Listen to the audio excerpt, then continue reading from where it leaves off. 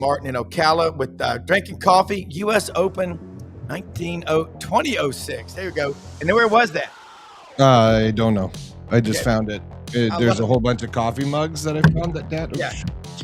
I bet he's got coffee mugs from everywhere. Oh, dude, I just found the treasure trove. We're gonna go through them when football season's over. I got like stuff from 1986 Super Bowls and stuff. Yeah, it could be one from the Masters too. Oh, there's a lot for the Masters. Well, do us a favor. Take a picture with your phone of the QR codes. We're broadcasting live on 8 channels of Facebook, Twitter, and YouTube. Wherever you're watching us, like us and share us, please. It means more than you know. It's how we grow this show, and it is growing because we have great, loyal viewers and people that share and like us, and the best executive producer and guest in the world. Let's do this.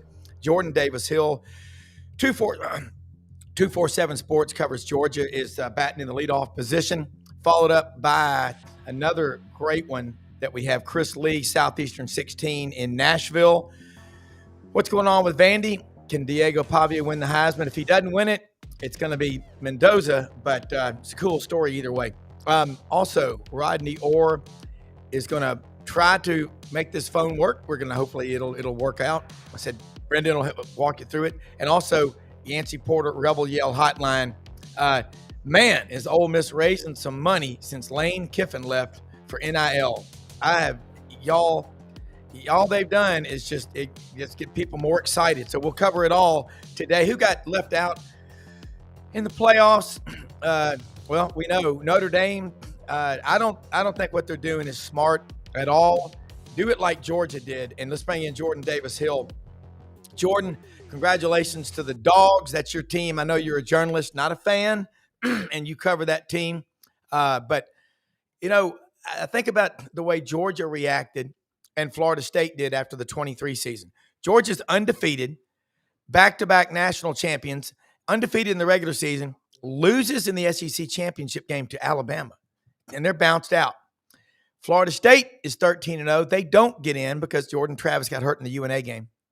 And the way Georgia handled it, like men, Florida State, like very small children, because I've raised 4 grandchildren. And look, that program, Norvell's lost the locker room, and Kirby just keeps plodding along. Not plodding along, keeps marching along. How you doing?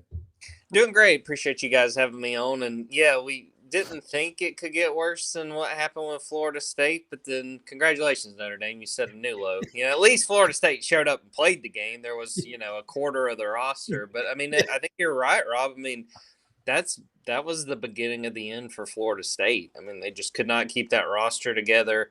And Georgia went out there, and I remember after that game, Kirby talked about Kamari Laster, who was a guy wound up being a second-round pick, having a great career so far with the Houston Texans, that basically they had a conversation before the game, and I think Kirby, like in the week of the game, and I think Kirby was basically telling him, look, you don't have to play in this game. I mean, there's no, you don't want to get hurt or anything like that. And Kamari was like, look, this is my last chance to play for Georgia. Like, I want to take advantage of it. And, I understand frustration to a point when you get left out of the playoff. You feel like you should be there, but I'm with you. If I'm Notre Dame, that just fires me up. Let's go beat, if they would have played, I guess, BYU or whoever it would have been.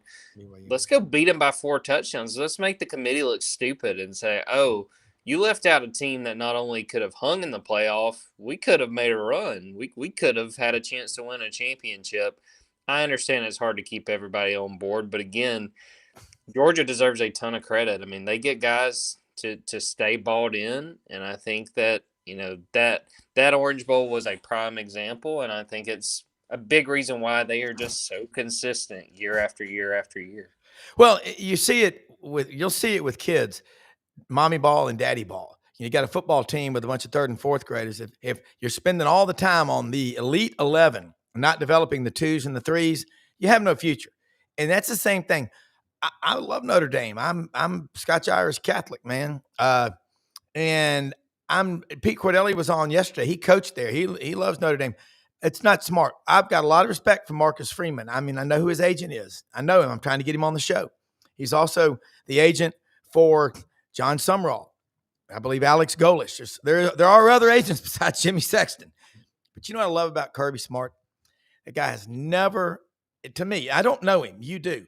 I don't think he's ever forgotten that he came from a small town in Southwest Georgia, and his father, Sonny Smart, and his mother did a hell of a job raising the guy because he interacts with every player and over a 4 or 5 year, if they're there that long. But every day you're there at Georgia, he recognizes you. That's why those guys are so bought in. That's what I think. You see it better than me, though. No, I think he does a tremendous job in building relationships, and I think his background as a player has a lot to do with that. I mean, he's always credited the influence of Ray Goff, Jim Donnan, what he got to see as a player. He's, said since then, that he would not have recruited himself if he was Ray Goff or on that staff. But no, I think too it shows up in recruiting, and obviously we understand the money involved and things like that, but I think genuinely Kirby's always been really good at building relationships and being able to relate to kids who now, at this point are what, 30, 32 years younger than he is. But I mean, he's able to relate to them and he buys into the guys. I think that he really understands what it takes to be great and that they show up and he understands what they have to put in on a daily basis to be great, and he respects that. And I think that's why you see those relationships where he talked about it after the game in the SEC title game. He talked about how emotional it was, not only seeing some of his former Georgia players like a Richard LeCount who was there, but he said, I see C.J. Mosley, who was honored as an SEC legend. I see Clinton Dix, who is now a member of Alabama's support staff. They may not be with the team that he's coaching now, but those relationships still mean a lot to him, and you could tell when he was talking about it. Yeah, and I remember at SEC Media Days in Dallas, July of 24, when Kirby got up there and he said they'd gone to a program to learn about building team culture. And he said, you learn about every teammate, their hometown, their family, their kids, if their brothers and sisters, everything about them. He goes, because I promise you, in the fourth quarter, if you're on the road at night in Death Valley, you're at Jordan-Hare, or you're playing down in Jacksonville against the Gators, you better trust that guy to your left or your right. And I think people are so dismissive and so sardonic in their, takes on about everything. It's just really cool to watch. All right, let's talk about what your takeaways were from that game, holding Bama to -3 yards rushing. And Georgia's defensive line had been not put up there with the best ones, but damn, their front seven sure showed up, and their secondary.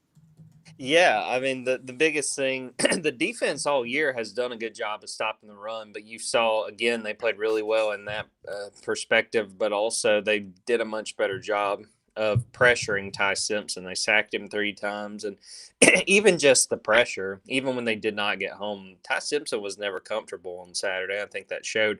You mentioned, I wanted to shout out, Cole Kublik had the stat. That was only the second time in Alabama football history they rushed for negative yards. The other time, can't say I ever caught this one, the 1968 Gator Bowl. Maybe I have to go through a YouTube and rabbit hole and see what I can find there. But that and, man, the secondary come a long way, even going back to when they played in late September. Ellis Robinson playing with a lot of confidence, made a big hit early that a lot of folks feel like kind of set the tone, made some good plays in coverage. You got Dalen Everett made the pick. This guy, big game, look at number 6. He's going to make a big play. He did it both games against Texas last year, had the interception on Saturday against Alabama. Defense is playing great, and the offense, it wasn't quite as effective as I know Georgia wanted it to be, but they were opportunistic. And I wrote about that after the fact that, big part of why Georgia won the game the way it did. Cole Spear block punt, you go score a touchdown on a short field. Right. After the Dalen Everett interception, they were like just short of midfield, drove down and scored. And then the other score that put the game on ice, Alabama goes for it on its own 12, don't get it, and you go and score a touchdown there. So the offense wasn't quite, humming, I would say. But, hey, if you make Alabama make a mistake or you capitalize, with a short field or with some momentum after a turnover. They took advantage of that, and it made the difference. Well, if you think about Georgia in that game, the Mike Bobo, he could find a cure for famine, and people would complain that it wasn't good enough. But the way they use the tight ends and the way Nate Frazier is running like a man possessed, you hear that term used, but like he's wanting to show people, hey, I belong up there with the Georgia running back legends. But dang, now you think about the matchup coming up. Matchups on game day are what matter the most. We talked with Dave Bartu on the show yesterday, and Ellis Johnson and Pete Cordelli and Matt Dean was on about the way Ohio State, Indiana, and Georgia. Those are the three teams that Dave thinks the only three that can win the national championship. Georgia's defense is playing. Teams get, that's what Pete said. He's right.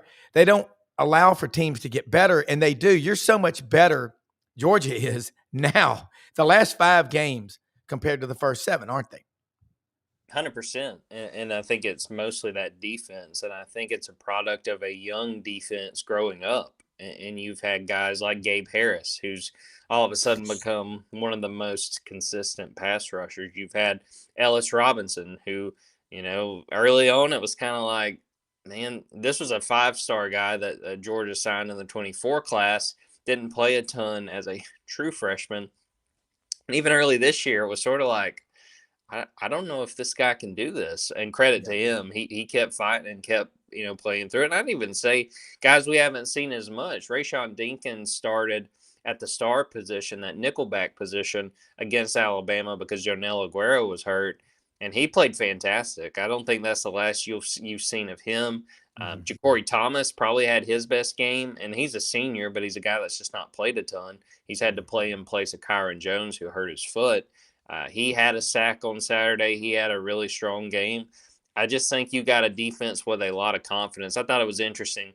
Quintavious Johnson, another guy who stepped up, the outside linebacker, he was asked after the game, as a defense, is it maybe a bad thing that you're about to get a break, basically about a 3-week break because of the bye, because you guys are playing so well? And he was like, no, we're going to carry this momentum and we're going to continue working to get better. They're not satisfied. They gave up a touchdown. They're not happy about that. They gave up, like a 91-yard touchdown drive. Yeah. You still won by 3 touchdowns, but the standard at Georgia, man, it's super high, and they're going to be motivated during this break.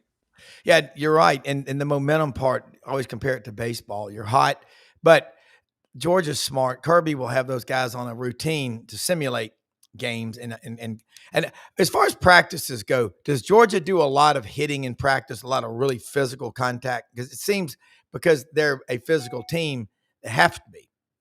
Yeah, I think there's a lot of it, but I do think as you get into November and especially December, they taper it down a bit because they got to keep these guys healthy, and no one's 100% at this time of year. And I thought it was really interesting when we talked to Kirby on Sunday. He said that, they're still kind of formulating their plan for how to handle the bye and the additional time. And he said that he had been texting with some of the other coaches who had first-round byes last year. If you guys remember, every team that had a bye lost, and Georgia was one of them.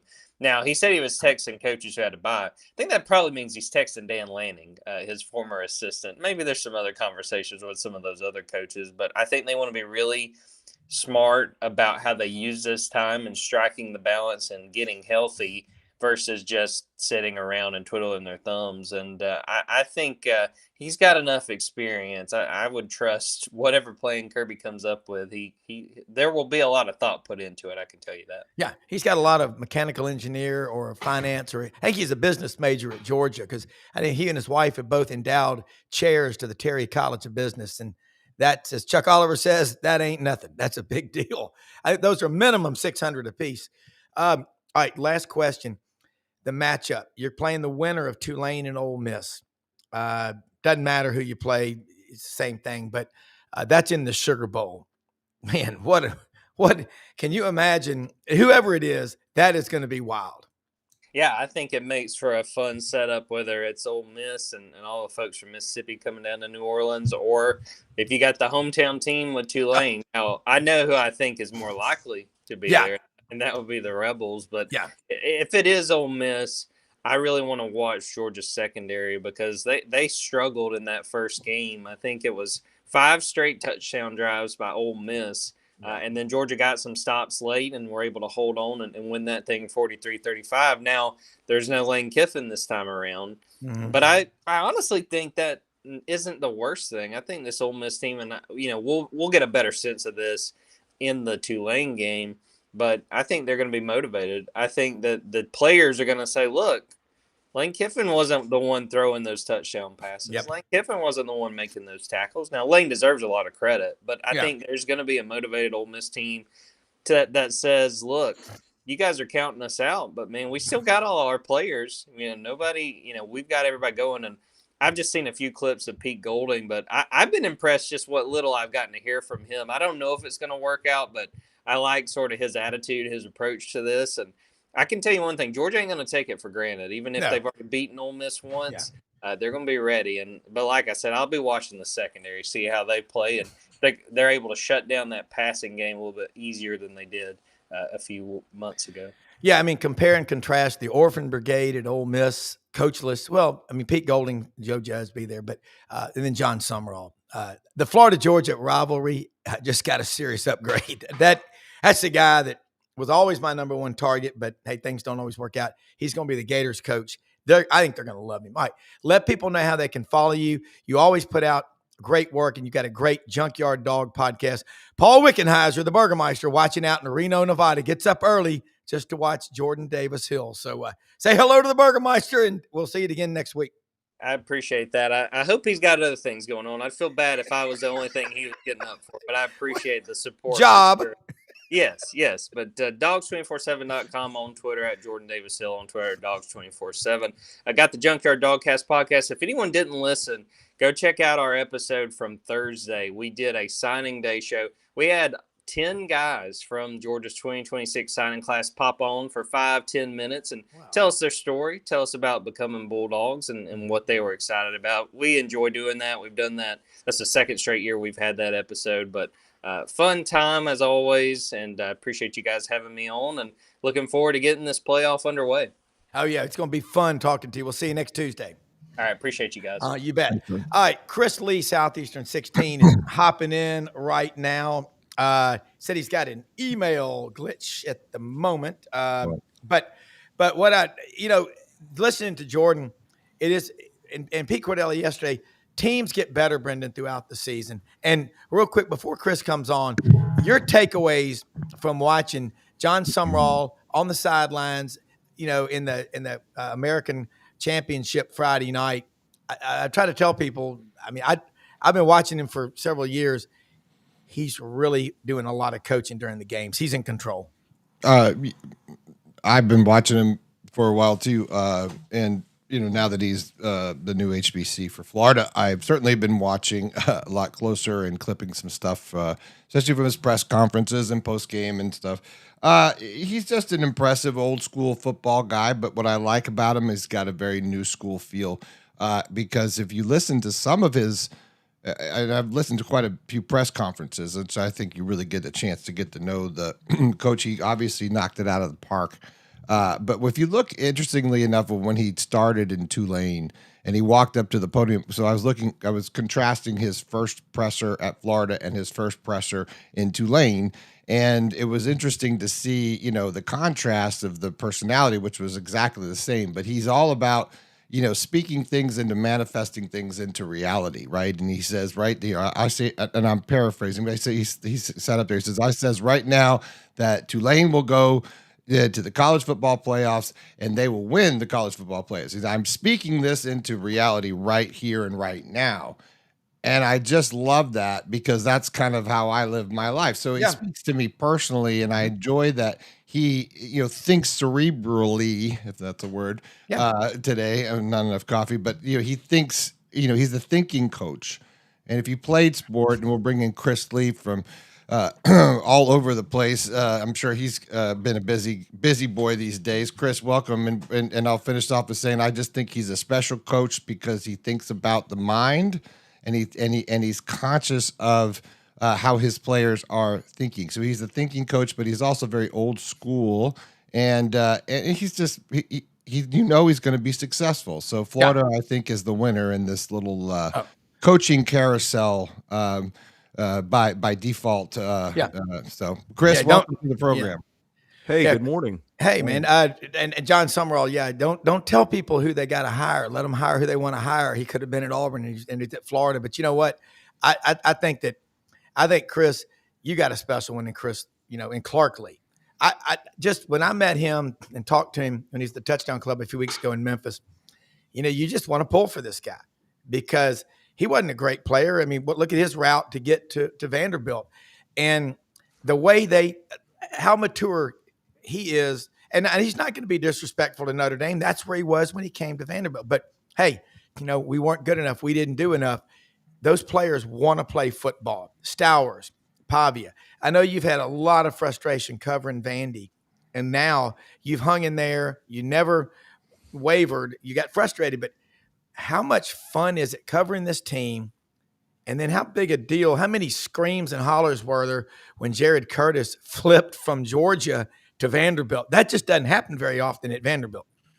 The last 16 months or so has just been the craziest ride. Like this has been really the ultimate truth is stranger than fiction scenario. I mean, just across the board.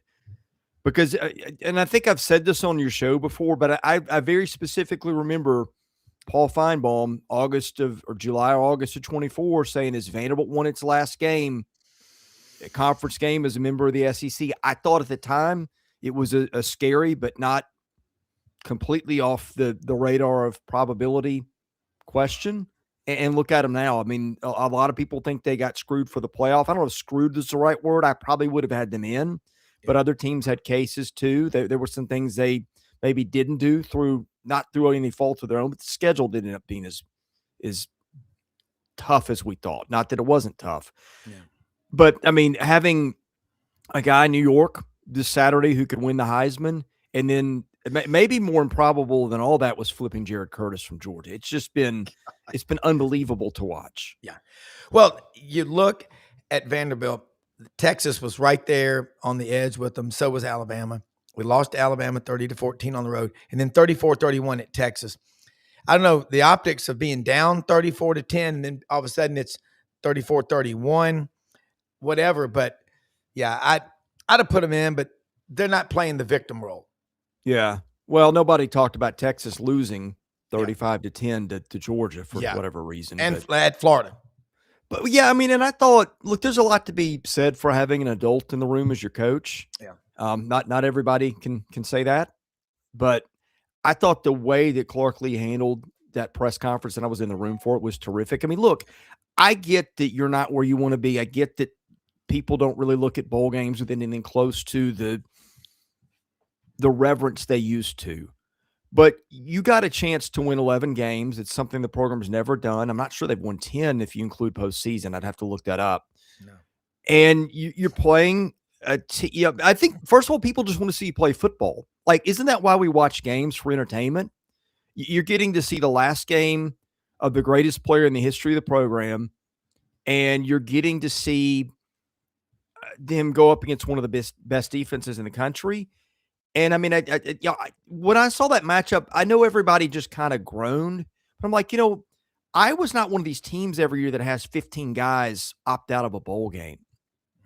Vanderbilt's not going to do that. No. I mean, to me, it's more like what we're used to, and I find that part of it enjoyable. And I thought Clark Lee was wise to approach it the way that he did. Well, the other thing is teams like Vanderbilt and Georgia that love playing football. Yeah. They're going to pick up a lot of fans around the country right now. And the programs where the guys, and I don't use that woke term opt out, you quit. Right. You don't opt out on your family if you're a husband because times are tough. You stick it out, you fight. And that's just the way it is. I think Vanderbilt, the cool story about Clark Lee and Diego Pavia is just how he backed up what he said. People were like, this guy's doing a lot of talking. And he backs it up. And that team, it carried – he's an elevator, as Dave Bartu calls him. He elevates everyone's play. And now the coolest thing is, and you can speak more to this way more than me, the student section at Vanderbilt, what they've become? I've never seen anything like it. I think the composition of the student body maybe has changed a little bit. Feels a little bit more old school red-blooded American in some ways because they show up for football games. Yeah. But like when they weren't there for the Kentucky game, Yeah.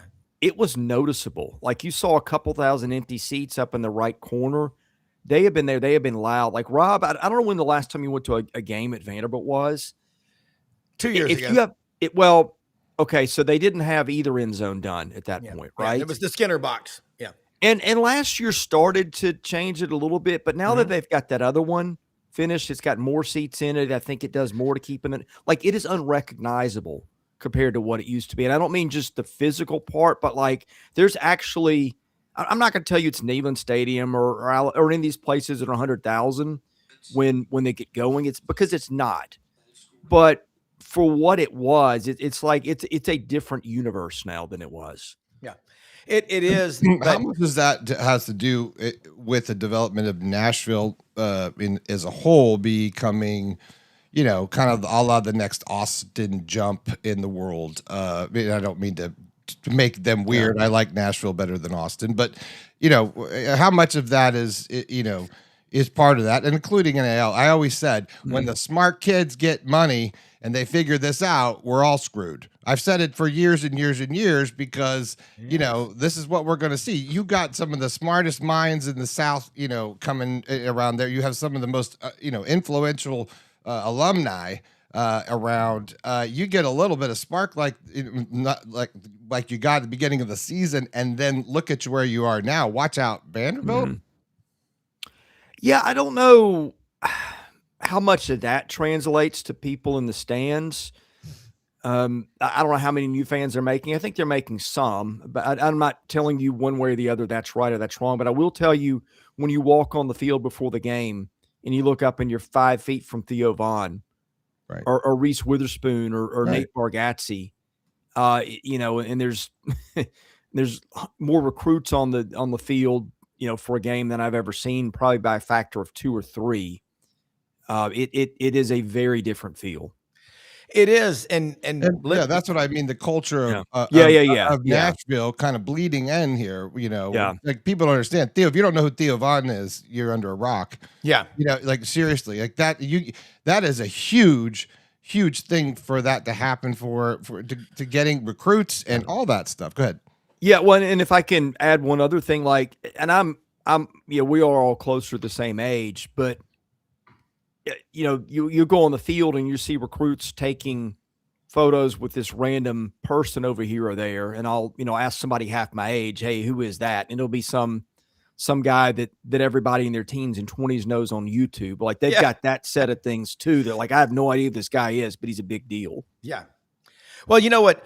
We were in Nashville in late October with our friend up there with People Loving Nashville. We went up there on a Monday night down on the river to volunteer, and man, the number of people in that town that are also giving back. Those country music people, man, they've got big hearts. They are very generous, and I was blown away. We went to a dinner the next night for People Loving Nashville down near Murfreesboro. Holy cow! And you're right, Brendan's right. So we're down at Bricktop downtown dinner Monday night, and there's just mobs of people in the streets on a Monday night at 10 o'clock. And one of my friends up there said, Browne, it's become the new Vegas. People come up here 3 or 4 days, get on Broadway and just go crazy, and then just go back to their life, whatever they do. They may be, it doesn't matter what they do. Nashville, but it's always living in Memphis. I mean, we go to Nashville so much. I grew up going to the state capitol on holidays with my dad just to chase work. It's still a southern city, a lot more traffic than there used to be. But yeah, Clark Lee. Let's talk about Clark. His father's medical practice is a block or 2 away from the stadium. Yeah. What about the facilities? Are they starting to shake the tin cup outside of areas just other than Belle Meade? Are they starting to branch out? Because when they came to Memphis a few weeks ago, it was like a run on the bank. We ran out of food. We didn't have enough places to sit. I know a lot of Vanderbilt people, but man, they're excited. Yeah, it's hard to know where they're getting their money from. I keep hearing stuff like it's no problem, and they got donors they didn't know about coming out of the woodwork. I still don't know like how much the school is able to, like it used to, manipulate that, who you can ask and who you can't. I do wonder a little bit, like they still haven't broken ground on the football ops building, which they're going to break ground on a year from now and be done in 3. And like, that's something they promised Clark when he got the job in 2020. They've kind of repackaged it as, like this is a new commitment. It's really not. So I do have some questions, but look, to your point, they got more access to money and people that can write huge checks and they can shake a stick at. I don't know how that all pans out, but there's being able to get to rich people is not an issue for Vanderbilt. Yeah. And it seems like my Vanderbilt friends, and I got a lot of them, and they're all common thread is they're really smart. They're so into this team. It has been a revival, and I see it carrying over into every other sport, like what Tim Corbin's done. You know that you are Mr. Baseball. Yeah. Move over, Bowie Coon. Well, and blast from the past. The best team on campus right now might be the men's basketball team, honestly. Mm-hmm. Yeah. Wow. They're really good. Wow.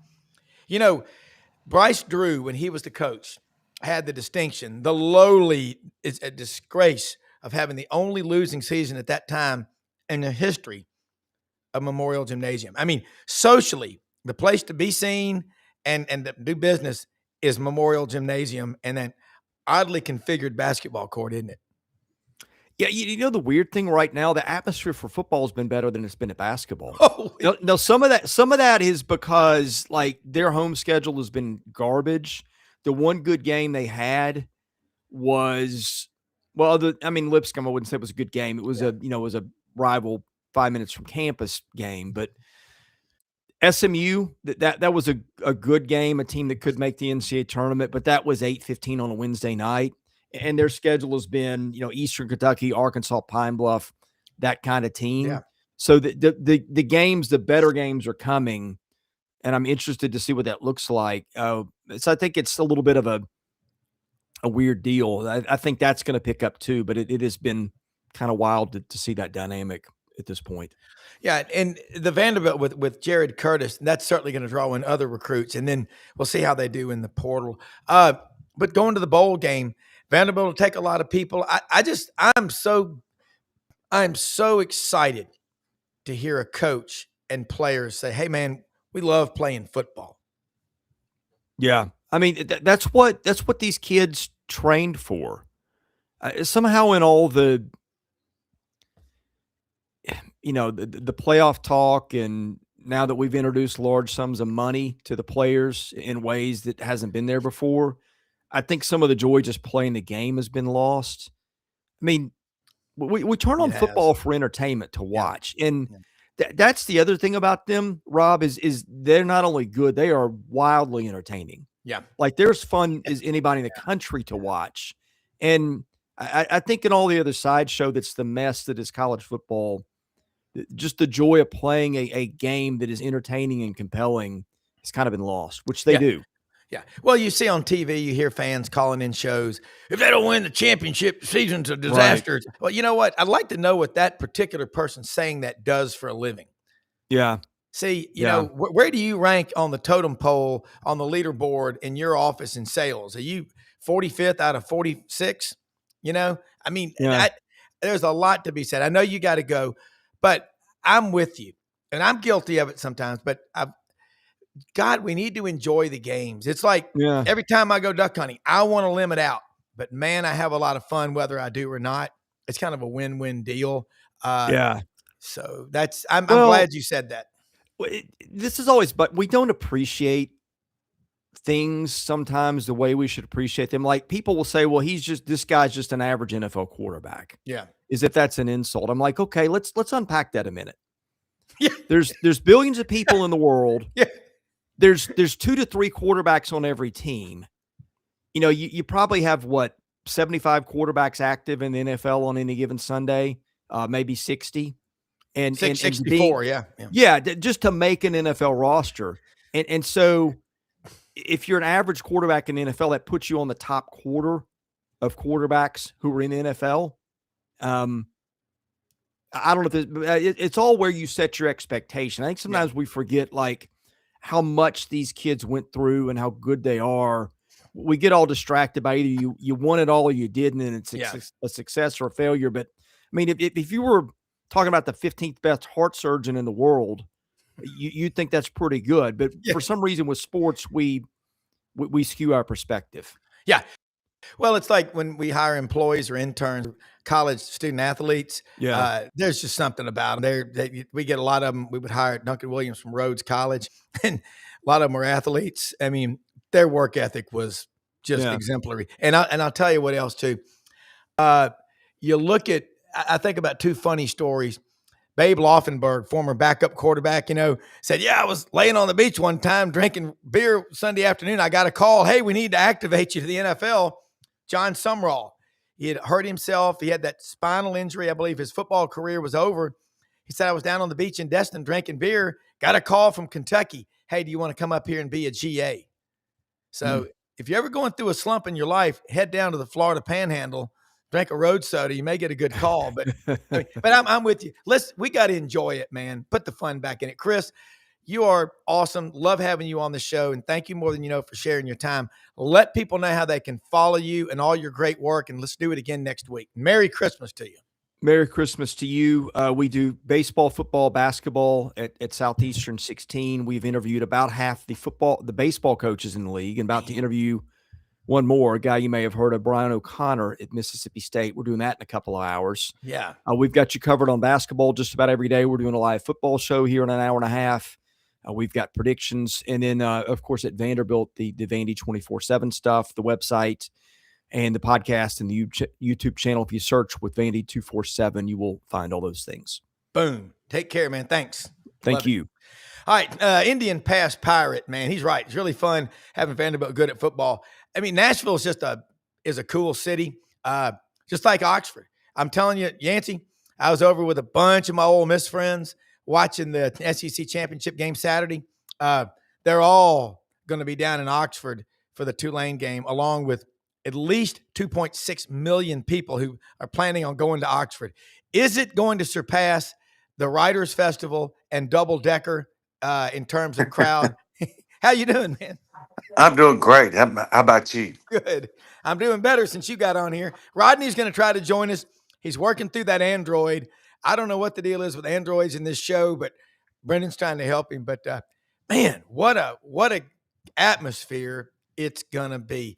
If you own property down there, have you thought about renting your house out and sleeping on a park bench? Well, I should for the amount that these tickets cost throughout the playoffs is unbelievable. Yeah. I mean, this game, you've already played Tulane once. Let's talk about how things are, a week and a half or so after the change. You've got new coach in there, but he's not new to this team.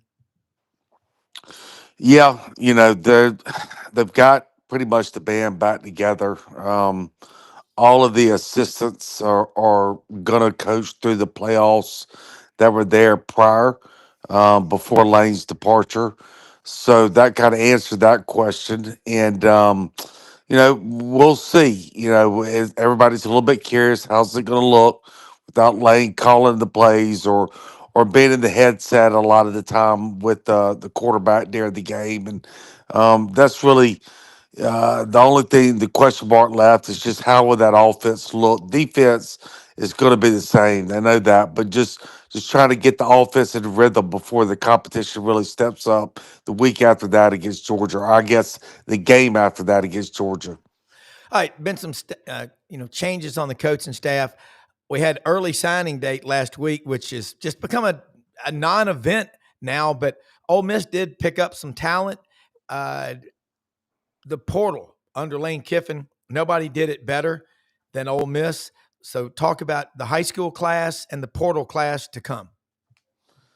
Yeah, I mean that's where they're going to make their haze in the portal. That's going to change with that. That's one thing I think that Pete said that was the most telling is like, look, we won a lot of games under this old system. Defense is going to stay the same. Offensive system is going to stay the same. Recruiting strategy is going to stay the same. Everything's going to stay the same. He said, "Look, this is why this program is elevated was because of the system. So if it ain't broke, we're not going to try to fix it." Well, and then now would not be a good time to do it this close to the game. What about Tulane in the first matchup concerns you, and what concerns you about Tulane in the rematch? Because and people always say it's hard to beat a team twice in the same year. Statistically, the facts are the team that won the first time wins the majority of the time the second time. Yeah, Ole Miss won that game pretty handily. I think it was Yeah. 45-10, and Tulane's quarterback only completed 5 passes in that game. I believe he was 5 for 17 for about 36 yards. So that's kind of hard to do, right? So you figured that they're going to have more success with the ball in the air. They didn't really try to do the RPO much, quarterback keepers, which he's so good at. So I would imagine if you're Ole Miss, you got to suspect they're going to do some more RPOs against Ole Miss, and they're going to complete some more passes. So if there's anything that worries you, is that they can't play any worse offensively than they did against Ole Miss the first time. Yeah, and as far as quarterback position, what to address? I guess there's people saying Chambliss, he may go to LSU with Kiffin. There's so much crazy stuff going on out there. What's Austin Simmons going to do? You know better than anybody. Yeah, right now, we got word from Walker Jones, the executive of the Grow Collective, last night on the Rebel Hotline that they are expecting Chambliss' decision if he's going to get an extra year to come down like any minute. It could come down while we're on the phone right now. Yeah. So we thought that decision would not be made until after the season, but it looks like that the decision is about to come in very shortly. I think they feel pretty good that he's going to get that 5th year. He only played 2 games. He was redshirted his first year. His second year, he played in 2 games, and then he was hurt and he missed the remainder of the year. So they think they feel pretty positive that he's going to get, be granted a 5th year. Um, as far as going to LSU, the guy that he spends all his time with, the guy that really has taught him the game is Coach Judge, and Judge is still there at Ole Miss. He's the quarterback coach, and if there's one player that they feel very comfortable that will stay at Ole Miss, it is Chambliss. Yeah. Well, I would hope that he doesn't even think. I'm shocked, but I know Lane Kiffin was his coach, but Ole Miss has embraced Trinidad Chambliss, and that's his home. I mean, for the rest of his life, he can come back to Oxford, even though he's only been there 1 year. Yancy, Yeah, I'll address that. There's a yeah, lot of fear within the Ole Miss fan base because he is Lane Kiffin, right? And this is what he yeah, does. And he did recruit a lot of these players, or he was a part of the staff that recruited them. But when you see these coaching changes and a coach goes from one school to the next, and you'll see 30, 40 players leave with them. I don't expect there to be much poaching or much turnover from the Ole Miss roster to the LSU staff. There's not going to be 30, 40 players. Will there be a couple? Sure. That's impossible, for nobody to go over. There'll be 2 or 3, but there's not going to be mass turnover from Ole Miss going to the LSU roster. That's just not going to happen. Ole Miss has too much money in their NIL. They kept the number one assistant there on staff, and Pete was the lead dog recruiter for the majority of these players. Lane, as we've said it for years, he's not much of a recruiter. He doesn't spend a whole lot of time recruiting. So it's Pete and these guys that built the relationship with these players. They remained on staff, so I would not expect more than a couple players to leave over there to LSU. I'd be shocked if any of them would go. But I mean, I know LSU has a bigger stadium, but look at the win-loss record the last 6 years. The two programs, they're both very competitive. There's bigger stadium. I'm not sure that's not enough of a reason to put anybody over the edge on either side. Yeah, the only people concerned about how big of a stadium are people that are about 70 and older. But the Yeah. size of the stadium just simply is not any kind of factor whatsoever with teams in the playoffs. You go through the teams in the playoffs this year, in the prior years, it's just they're getting there not by the size of their stadium, they're getting there by coaching and NIL. Yeah. And if you look at a stadium from an architectural standpoint, engineering, 50, 60,000, the lower bowl, that's where your noise comes from. You get in the upper deck, you're just, warehousing people. I mean, they can make noise up there, but they don't feel that connected to the game. They just don't. So you get 60 used to be the standard. So it's interesting. All right. Got to ask you some stuff. And if Rodney can jump on, hopefully we'll get him from Tighter Insider. The SEC, 5 teams out of 12 from this league. Indiana, Ohio State, and Georgia are the top 3 that, Dave Bartu, we talked, and Pete Cordell and Ellis Johnson yesterday. Those are the top 3. He thinks it'll be one of those 3 that'll win the national championship. Make the case for Ole Miss winning it, starting with their rematch against Tulane with at least 300,000 people in Oxford. What do you think? 300, 400? Well, I just think that your first 2 games are against teams you played before, right? So there's a lot of familiar with each team and their strengths and weaknesses, and look, Georgia. If there's anybody that you say it has to be the prohibited favorite, it's got to be Georgia. They're playing on a different level than anybody else right now. Correct. But Ole Miss, they had a 2-score lead there in the fourth quarter at Georgia just a few weeks ago. They know they could go toe to toe with them.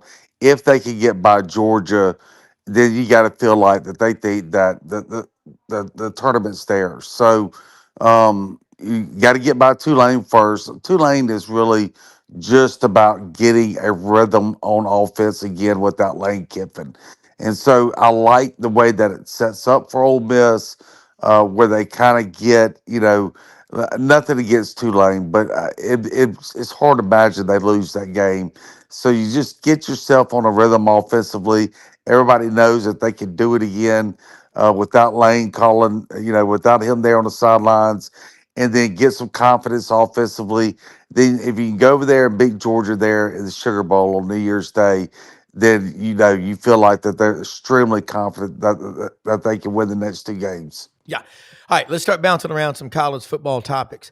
5 SEC teams. We got Alabama and Oklahoma in a rematch out in Norman. What do you think happens there? That's a great thing. I mean, Alabama's just they just really have not played very good the last 4 or 5 weeks. There's just call it like it is.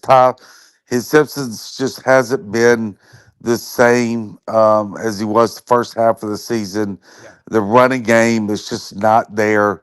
I like Oklahoma in that matchup. Yeah. All right. So Oklahoma, Alabama. We talked about Georgia. Yeah. About Ole Miss. Yeah, Georgia. Like I said, Georgia's just they're playing at a level that they haven't played this season. Yeah. The turnaround on that defense from the Ole Miss game to now is unbelievable. I mean, Kirby Smart's unquestionably the best college coach in football right now. Yeah. And he's getting darn close to being Nick Saban Part 2.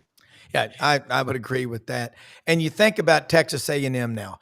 They're 7-1 in the SEC, and their 7 wins were against teams in the bottom half of the conference.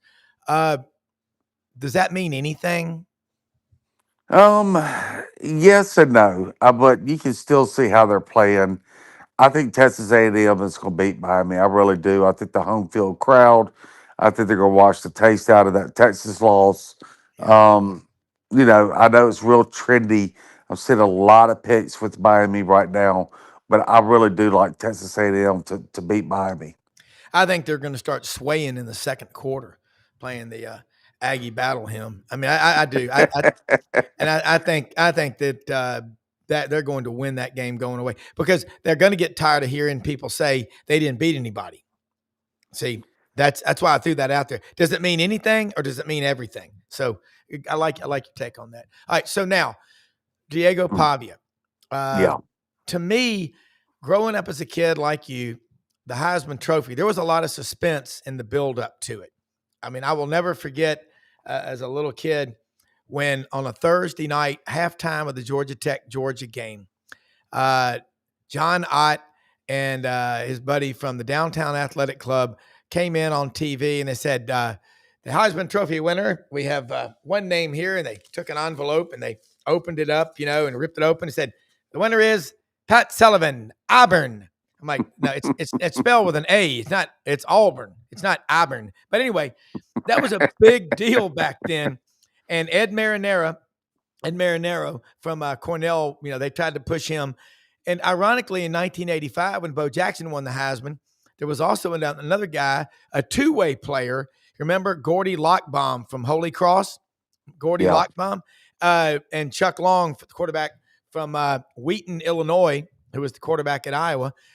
There was a lot of suspense. And I can remember where I was driving on Interstate 85 going north, actually up to Roanoke, Virginia from Auburn to see my sister when she was having her first baby. And it was a Saturday night, December 7th, 1985. Almost drove off the road with the suspense. Bo won it, but it was close.